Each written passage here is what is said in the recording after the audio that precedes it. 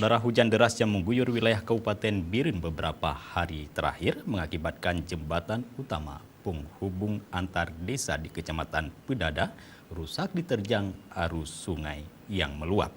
Akibatnya pengguna kendaraan roda 4 tidak dapat melalui jembatan tersebut.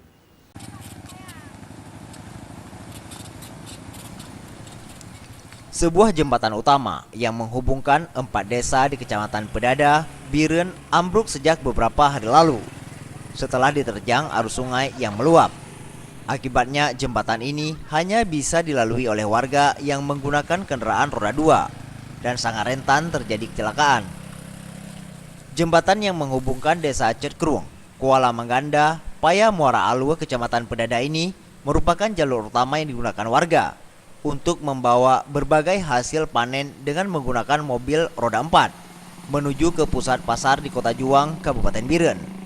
Namun semenjak jembatan ini ambruk, sebagian warga yang membawa hasil panen seperti pinang, kakao, pisang dan berbagai hasil pertanian lainnya terpaksa menggunakan jalur alternatif dengan kondisi jalan yang berlubang dan jauh.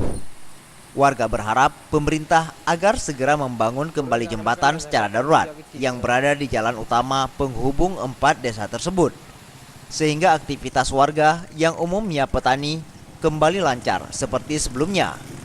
Dulu udah rusak kemarin juga kan, udah rusak. Jadi sekarang udah rusak lagi hujan kemarin ini. Nah, hujan kemarin ini udah rusak lagi ini. Susah kami dari 3 kampung sana lewat ke Pucualu, susah. Nah, nggak bisa lewat. Jadi hasil panen kami susah membawanya. Di Kampung Belangbati itu berada antara sawah dan embung. Jadi jika terlalu lama jembatan ini diperbaiki, ini jalan alternatif ini hari ini juga sudah ada laporan dari masyarakat sudah sulit untuk dilalui. Dari Biren, Tim Liputan Aceh TV.